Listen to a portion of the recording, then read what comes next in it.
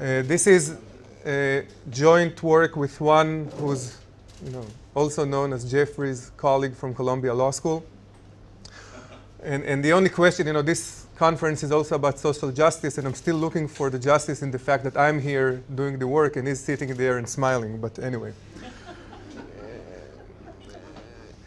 The paper starts with what we believe to be fundamental, or two fundamental questions having to do with firms with controlling shareholders. The first is a legal question. And the legal question is, we know that controlling shareholders are not fiduciaries like professional managers. They have certain rights, or there are certain actions that they're entitled to take, although these actions would not necessarily maximize share value. And that's what we label here the boundaries of control. The second question is perhaps a more fundamental one. Why do investors or dominant shareholders want to become controlling shareholders? And what we try to do in this paper, we try to focus on the second question, because we believe that an answer to that fundamental question can help us later on understand the legal implications as far as the boundaries of control are concerned. So the existing literature starts with the question of why would anyone become a controlling shareholder. We know that when we compare a controlling shareholder to a minority investor who, let's say, holds a market portfolio, holding a control block is costly. There are liquidity costs. It's much more difficult to diversify your investment. If you want to monitor management, that also involves some costs. So why would anyone want to become a controlling shareholder? We also know that, at least from a minority shareholders' perspective or outside investors' perspective, controlling shareholders provide some value because they help outside investors alleviate or solve the agency problem between managers and owners of widely held corporations. So the traditional explanation is that outside investors would be willing to offer the controlling shareholders to compensate them for the cost of holding a control block by allowing them to consume some level of private benefits of control. And private benefits of control, there are several definitions. For our purposes, what matters is that this is some part of or value that is not shared pro rata with other investors. Or if you think of it under the traditional view, private benefits of control are some sort of a necessary evil, right? They are allowed, I don't know, you can think about it as, steal some value from the company, but that's just in order to compensate the controller for holding a control block. And what are the implications? Very quickly, one can identify two strands in the literature. First, concentrated ownership is generally associated or is a signal for weak investor protection or missing institutions. Because if you have a very efficient market and active institutional investors, why do you need that monitoring function to begin with? Control premium, the traditional view, is a signal for weak investor protection. So you should either eliminate private benefits of control or try to keep them at an optimal level that would just be sufficient to compensate the controlling shareholders for the cost associated with holding a control block. Now, this explanation is problematic. It's problematic for several reasons. I'll just focus on two of them. One, when you think about it, concentrated ownership is the dominant form of ownership of public companies around the world. And it's kind of strange that the explanation or the basic justification for that phenomenon would be some sort of legalized theft, right? We allow you to consume some private benefits of control just in order to compensate you for your services. And the second difficulty is the fact that it can't explain many examples that one can see in Israel and outside Israel where you have controlling shareholders that do not seem to be motivated by private benefits of control. Now, think about the following example. We have a private equity fund that buys a control block of a publicly traded company. So the public equity fund is the controlling shareholder. Here, it's very difficult to point out the private benefits of control. Think about the extreme example. This private equity fund has only one control block in one public company in a certain market, like Israel.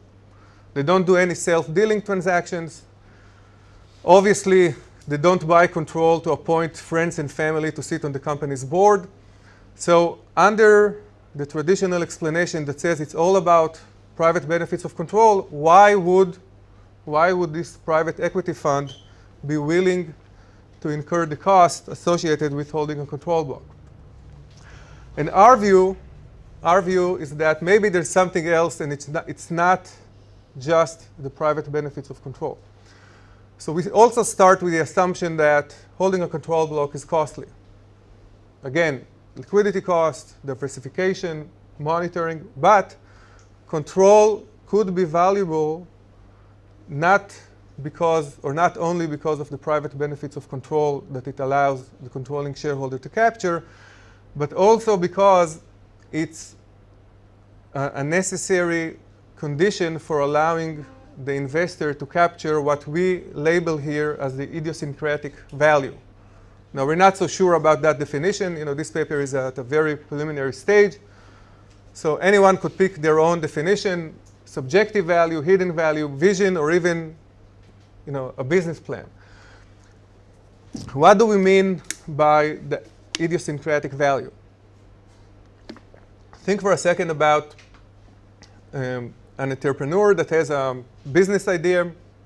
For example, how can we improve the PC to make it the leader of the industry?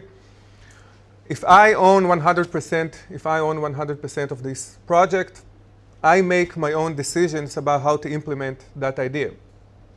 If I succeed, and several years down the road, the product that I've developed becomes the leading product in the PC market, then I'm a genius, I'm a visionary. If I fail, then if you want to be kind, you say that I was ahead of my time.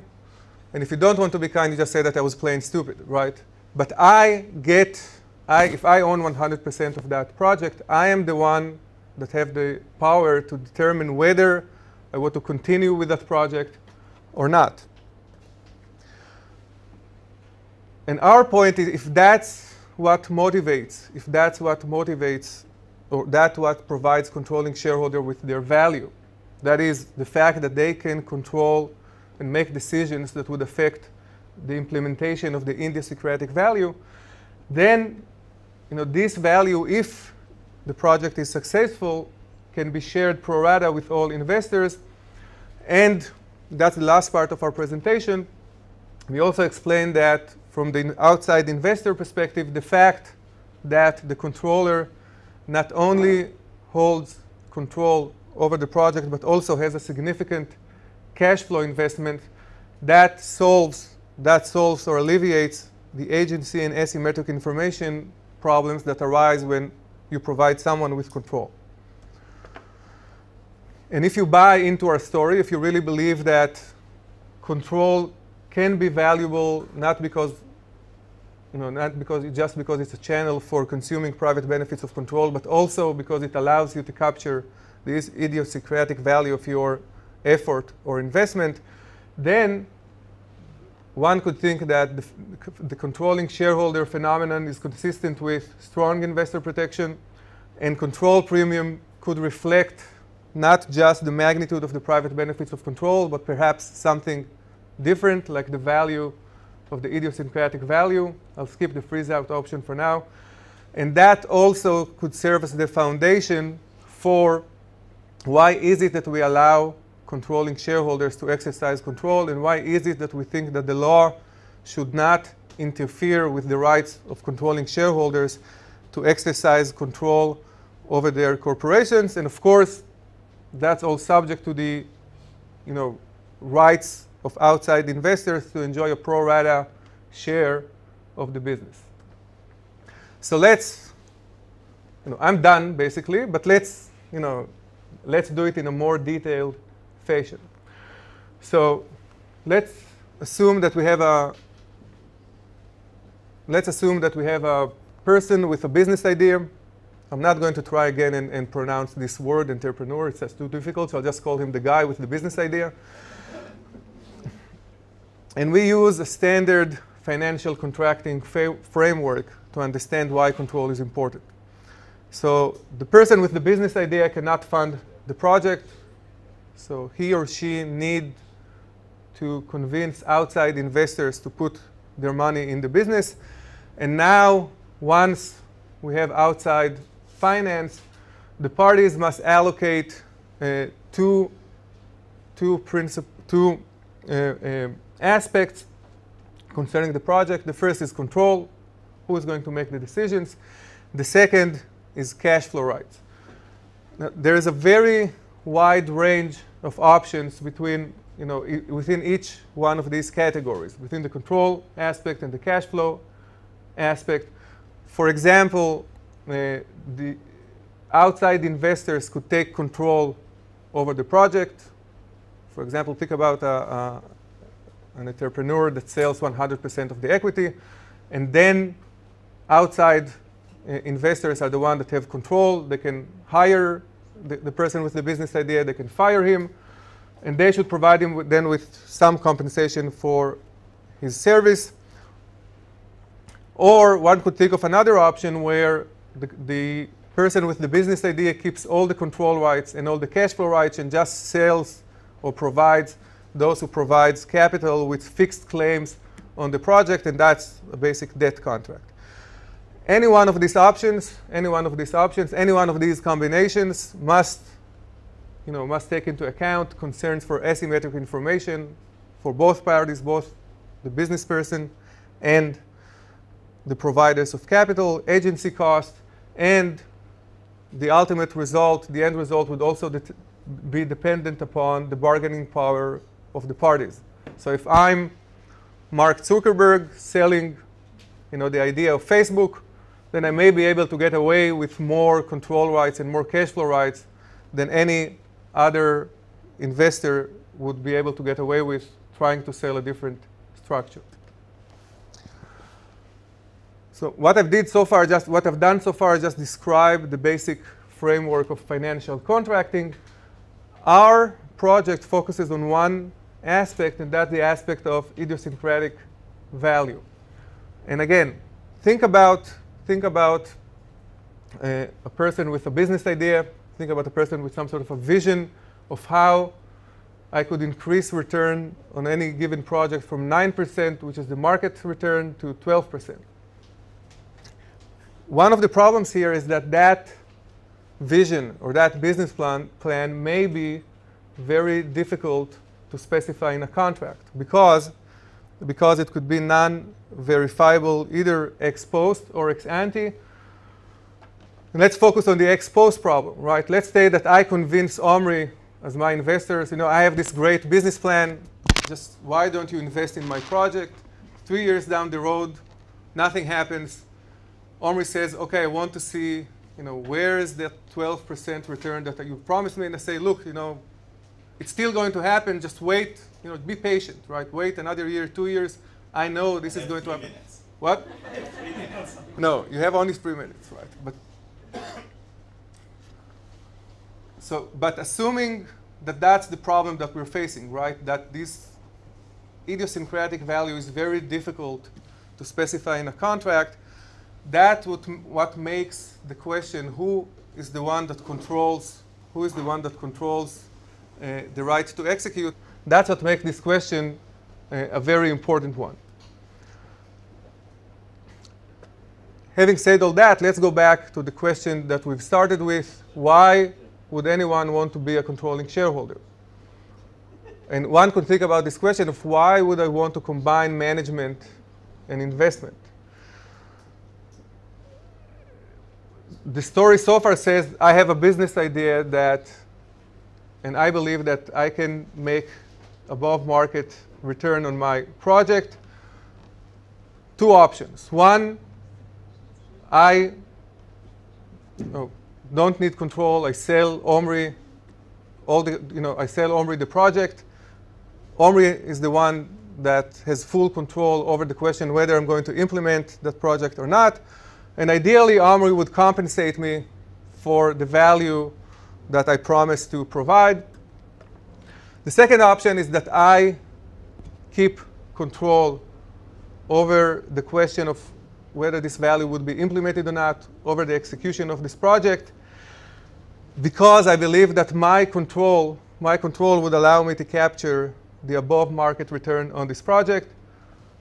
And any one of those solutions has to take into account asymmetric information and agency cost. If I just get compensation, maybe the agency cost is that I'm afraid that Omri would steal the project away from me and not provide me with my compensation. If I get control, Omri would be concerned that now that I have control, how can you make sure that I don't speak for more than 20 minutes, right? Which is not exactly what I'm about to do.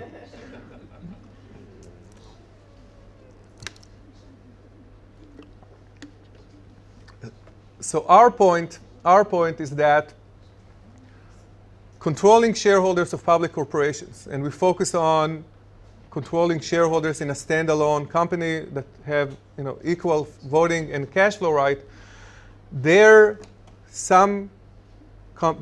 represent a combination or a solution to that financial contracting question.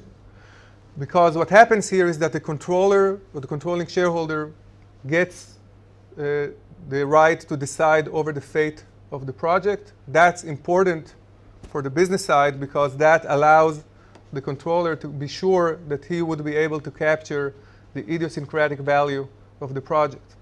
Investors give away control, but the fact that the controlling shareholder has a significant cash flow investment in that company helps alleviate the concerns that arise once you give control to someone else. And again, if you buy a story that this is what motivates controlling shareholders to insist on having control, notice that this would work even without private benefits of control. That means that the reason why I ask for control is not because I tend to use that control to leverage it for the consumption of private benefit. It's just because that's how I believe I would be able to capture my ability to produce above market returns. How much time do I have? That's it. Last point, if you want, you can ask about it. We also believe and we argue that this framework could actually explain a range of ownership patterns, starting from dispersed ownership where there's no control, to the private equity funds, controlling shareholders, and the end of the spectrum, my left, your right, is the Mark Zuckerbergs or the Facebooks of the world who have no equity, no significant equity investments, and full control over their corporations. Okay?